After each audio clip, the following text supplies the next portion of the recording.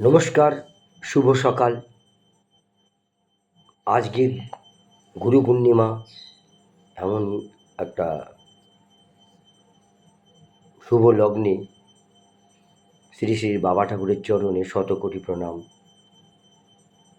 আমার একটি ছোট্ট নিবেদন,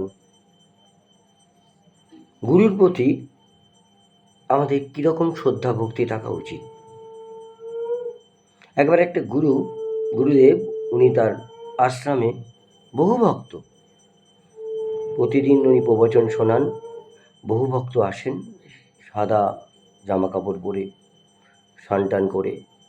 দূরে প্রতিদিনই একটা মিস্ত্রি ওই আশেপাশেই কোথাও কাজ করতো, ওই গুরুর বাণীটা রোজই এসে পেছনে দাঁড়িয়ে দাঁড়িয়ে শোনেন। সবাই বলে, নোংরা ড্রেস, তুই এসছিস, তুই চলে যা, এরকম নোংরা ড্রেস নোংরাভাবে থাকবি না। এখানে একটা পবিত্র ভাব, আশ্রমের একটা সুন্দর ভাব, গুরুর সামনে, এত বড় গুরুর সামনে তুই আসছিস। ও রোজই শোনে না, রোজই আসে, আর রোজই ওরা সবাই নানারকম হাসাহাসি করে, কুকথা বলে, ওকে কটু কথা বলে। তা গুরু একদিন বললো, আমি 4-5 দিন জন্য আসবো না, 4-5 দিন বাদ থেকে তোমরা সবাই এসো। যথারীতি 4-5 দিন পরে গুরুদেব এসছেন।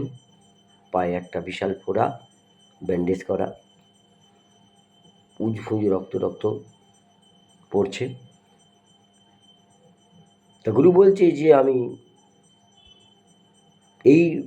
এই ফোড়াটা আমার তখনই সারবে যখন আমার শিষ্যদের মধ্যে একজন এই সমস্ত পুঁজটা এখান থেকে চুষে বের করে নিতে পারবে মুখ দিয়ে। এটা তোমাদের মধ্যে ঠিক করো, কে করবে। ভেবে পরের দিন এসো। পরের দিন আর কেউ নেই। দূর থেকে লক্ষ্য করছো, ওই ছেলেটা কিন্তু পরের দিন এসে অ্যাজ ইট ইজ দাঁড়িয়ে আছে, কেউ নেই। গুরুদেব দেখলো এবং বলছে, ওই ছেলেটা বলছে, তুমি দাঁড়িয়ে আছো কেন? গুরুদেব জিজ্ঞেস করলেন। তখন বলল, প্রভু আমায় যদি কৃপা করে এই কাজটা করার সুযোগ দেন, আমি চিরকৃতজ্ঞ থাকব।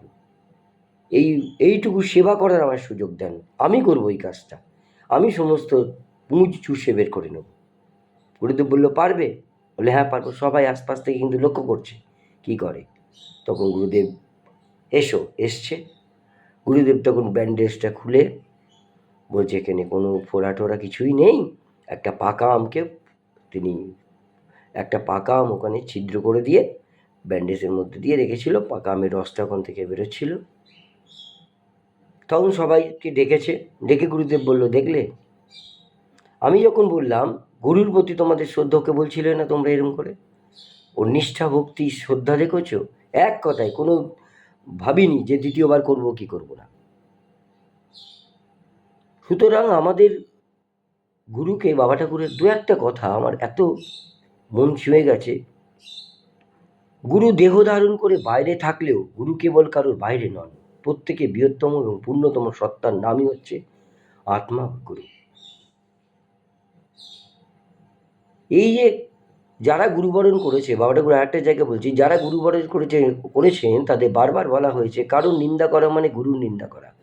কারণ গুরু কেবল একটা না, গুরু সমস্ত আমি রূপে, সবার মধ্যে আমি রূপে বিরাজ করছে।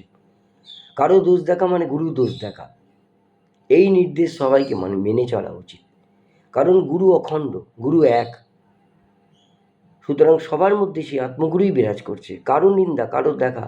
আবার এক জায়গায় গুরু বলছেন যে আমাকে দেহতে দেখলে, শুধু দেহতে আমি আছি। লোকনাথ বাবা একটা জায়গায় উল্লেখ করেছিল যে দেহের বাইরে কি আমি নেই? আমাকে দেহকে আমি ছোট করা, সংকীর্ণ করা। বাবা ঠাকুর আরেক জায়গায় বলছেন, গুরুকে আমার প্রয়োজন এইভাবে ভাবতে নেই, গুরু কৃপা করে আমাকে সেবা করার সুযোগ করে দিয়েছেন। এই বোধে নিষ্ঠাপূর্বক গুরু সেবা করতে হয়। এক জায়গায় তিনি বলছেন, দাবি করলে চাবি পাবে না, সমর্পণ করতে হবে। সমর্পণ মানে সারেন্ডার। সমর্পণ মানে সমরূপে সারেন্ডার। সার মানে পদবী, আমি এই, আমি ওই, ওই আমারগুলো, ওগুলোকে সার পদবীগুলোকে যতক্ষণ রেন্ডার অর্থাৎ অর্পণ না করছি, তাহলে সারেন্ডার হচ্ছে না। সর্বরূপে তিনিই আছেন, সর্বনামে তিনিই আছেন, সর্বভাবে তিনিই আছেন, সর্বত্র যেদিকে দৃষ্টি পড়ে গুরুই খালি দেখতে পাই। এই বোধে থাকা প্রত্যেকটা মানুষের, আমাদের প্রত্যেকের করণীয়। আজকে এখানেই শেষ করলাম। জয় গুরু।